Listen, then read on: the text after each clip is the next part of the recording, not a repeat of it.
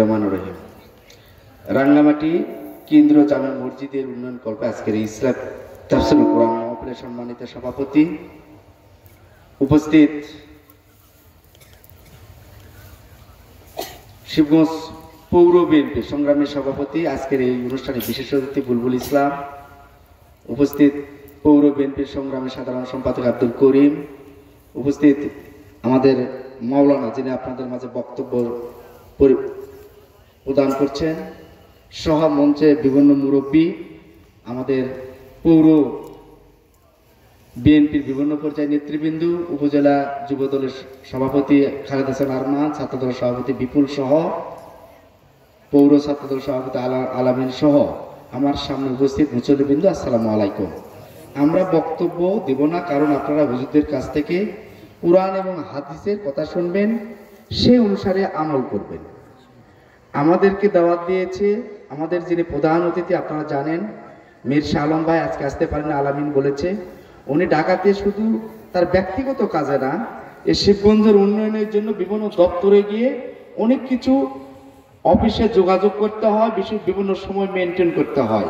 সেই কারণে উনি জরুরি কিছু কাজের জন্য আজকে শিবগঞ্জে আসতে পারেনি এবং ওয়াজ মাহফিলে উপস্থিত হতে পারেননি। কারণ আপনারা জানেন যে শিবগঞ্জের 12টি ইউনিয়ন একটা পৌরসভার উন্নয়নে বিভিন্ন রাস্তা, মসজিদ, মাদ্রাসা, কলেজের উন্নয়নের জন্য উনি দিন রাত পরিশ্রম করছেন, ঢাকার বিভিন্ন মন্ত্রণালয়, সচিবালয় ঘোরাফেরা করে। তো উনি উন্নয়নের পাগল, উন্নয়ন করে যাচ্ছেন। আপনারা যেহেতু আপনাদের সাথে কথা দিয়েছিল এখানে আসার জন্য, উনি আসতে পারেনি, আপনারা ক্ষমাসুলভ দৃষ্টিতে দেখবেন, বিশেষ করে তার জন্য দোয়া করবেন। যে ব্যক্তিটা মসজিদের উন্নয়নের জন্য দিন রাত পরিশ্রম করে, যে ব্যক্তিটা সারাটা জীবন কেন নেতা, ইমাম এবং মুয়াজ্জিমের কথা চিন্তা ভাবনা করেনি, একমাত্র আমি শিবগঞ্জ দেখেছি মীর শাহ আলম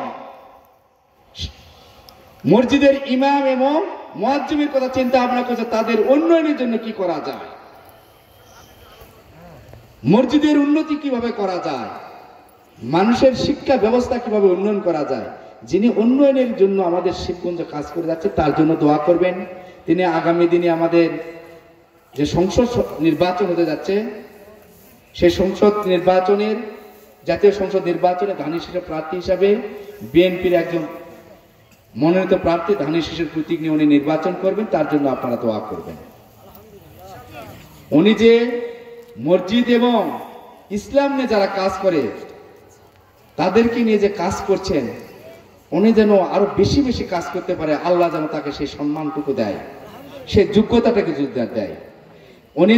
উনি যদি এমপি হিসাবে আমাদের শিবগঞ্জ আসন অধিষ্ঠিত হতে পারে, ইনশাল্লাহ বগুড়ার শিবগঞ্জের প্রত্যেকটা 1048টা মসজিদ পৌরসভার সহ 12টা ইউনিয়নে প্রত্যেকটা মসজিদের উন্নয়ন হবে, শুধু রাঙ্গামাটির না, প্রত্যেকটা মসজিদের উন্নয়ন হবে। ইমাম মুয়াজ্জিম মাসিক একটা সম্মানের ব্যবস্থা করতে পারবেন। পাশাপাশি আমাদের যে হুজুরেরা লেখাপড়া করে হাফেজা কওমি মাদ্রাসা, সেটা উন্নয়নের জন্য উনি কিছুদিন আগে বিভিন্ন কওমি মাদ্রাসা প্রধানদেরকে নিয়ে একটা বৈঠক করেছে, এই মাদ্রাসার দিকেও নজর রাখছে। শুধু আমাদেরকে করতে হবে কি, তার জন্য বেশি বেশি দোয়া করতে হবে, তার জন্য একটু কথা বলতে হবে।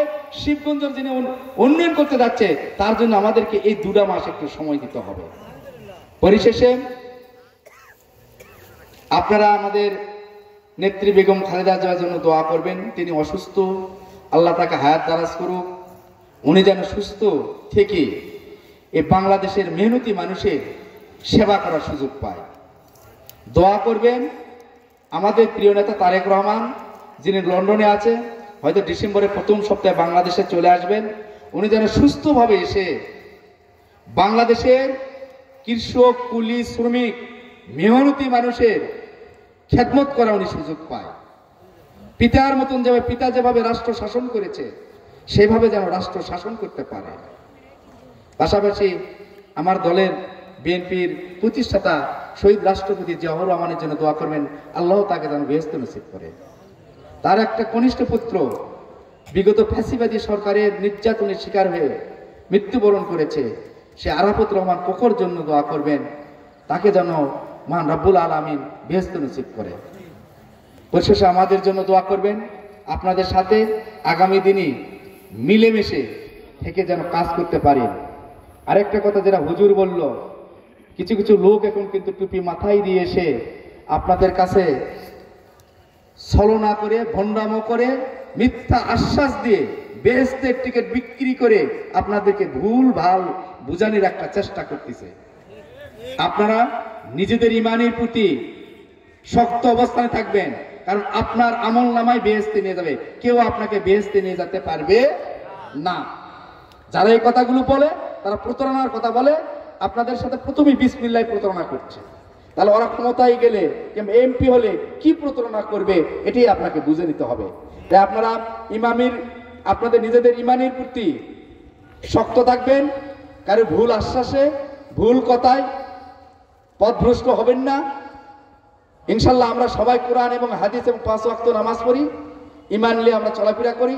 আগামী দিনে আমরা চলবো, কারণ শহীদ রাষ্ট্রপতি জিয়াউর রহমান সংবিধানী উনি কিন্তু বিসমিল্লাহির রহমানির রহিম প্রতিস্থাপন করেছে।